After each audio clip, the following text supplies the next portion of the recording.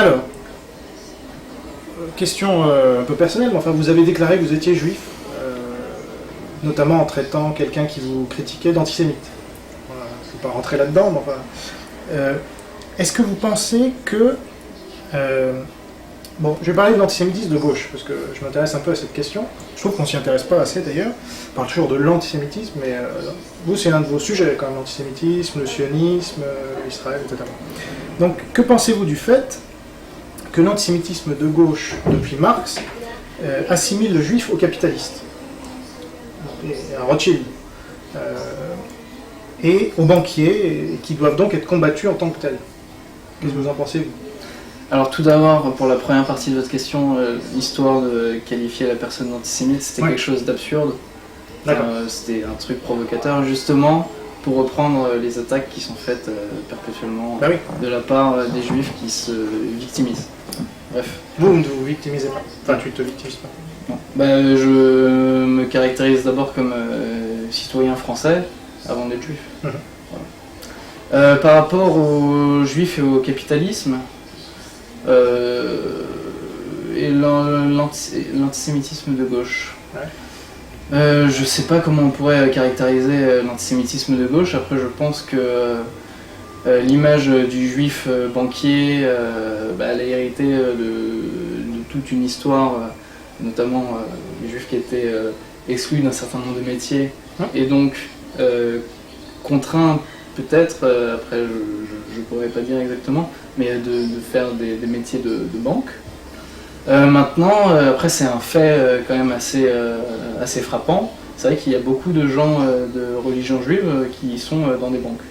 Alors après, est-ce qu'il faut conclure de ça qu'il y a un complot juif contre la population? Non. Je parlais tout à l'heure de la finance et de la volonté de domination. Je pense pas que ce soit en rapport avec une religion. Je suis pas sûr que ces gens soient vraiment juifs au sens du sens de la Torah.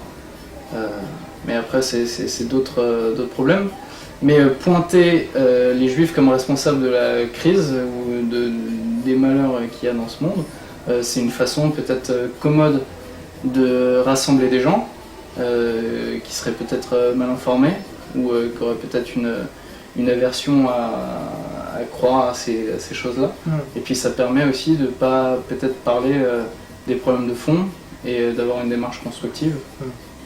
Est-ce qu'aujourd'hui, dans le discours, surtout sur Internet, de gens qui se disent victimes parce qu'ils tiennent un certain discours, je ne le citerai pas, il n'y a même pas besoin, mais est-ce que vous sentez une résurgence de cet antisémitisme de gauche, marxiste, parce que Marx est un des premiers avec Toussenel, bon, ou alors, pour vous c'est autre chose, ça n'a rien à voir très sincèrement, je ne saurais pas exactement si c'est un antisémitisme de gauche ou quoi que ce soit. Même si c'est de l'antisémitisme tout court, c'est peut-être une incompréhension, peut-être de la peur. Après, il y en a qui essayent d'en faire peut-être un commerce. De l'antisémitisme ou de la contestation de l'antisémitisme? Les deux. Ouais. Mais je sais qu'il y en a qui appuient beaucoup sur la juiverie ou sur la franc-maçonnerie. Pour moi, c'est des terrains glissants qui sont des thèmes assez difficiles à connaître et donc sur lesquels il est difficile d'argumenter précisément et d'être pertinent. Et en plus, c'est des thèmes peu fédérateurs et peu constructifs. Pourtant, certains ont des vidéos qui sont très très vues sur le net. Oui, mais si vous voulez, il y a des vidéos sur le net qui sont vues parce qu'il y a une petite gamine qui se fait entraîner par son chien et qui se fait rétamer la tête par terre. Voilà. Donc c'est pas parce qu'une vidéo a de l'audience que ça en fait sa pertinence. D'accord. Donc en tout cas, ça vous évoque pas de la répulsion particulière, si? Évidemment que si.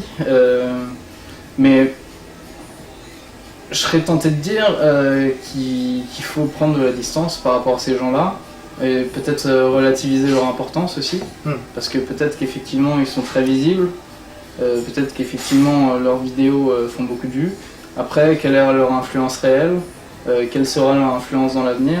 Je pense que face à des citoyens qui veulent eux utiliser un discours de raison, je pense qu'ils seront quand même assez faibles là-dessus. Et alors, question complémentaire, il y a aussi un antisémitisme musulman qu'on voit émerger, qui n'est pas nouveau puisqu'il existe dans l'islam depuis le Coran, hein, c'est écrit noir sur blanc. Est-ce que vous, ça vous perturbe ou, en tant que juif ou en tant que français? Mais alors on parle d'antisémitisme, mais il y a toutes sortes de racisme. Oui, mais là c'est ma question, c'est sur l'antisémitisme. Après on pourra parler d'autres racistes si vous voulez. Mais l'antisémitisme musulman, j'avais posé d'ailleurs la question à... J'étais allé à un dialogue interreligieux et j'avais posé cette question-là. Et ce qui m'avait répondu, et ce qui me semble assez juste, et c'est d'ailleurs des éléments que j'ai utilisés dans ma réponse d'avant, c'est que c'est assez fondé sur peut-être la peur, l'ignorance. Après, est-ce que c'est marqué noir sur blanc qu'il faut détester les juifs dans le Coran? Pire que ça. Ça, je sais pas. Non, mais vous avez pas lu le Coran? Non. Ah, faut le lire. C'est intéressant comme lecture. Bah après, je pense qu'on peut. Il y a aussi la lecture littérale et les interprétations. Et souvent, les textes sacrés méritent d'avoir un peu de recul là-dessus pour comprendre exactement le sens de ces écrits. Ouais. Mais c'est vrai que contrairement au judaïsme, le Coran n'est pas interprétable théoriquement. C'est mon question. Alors.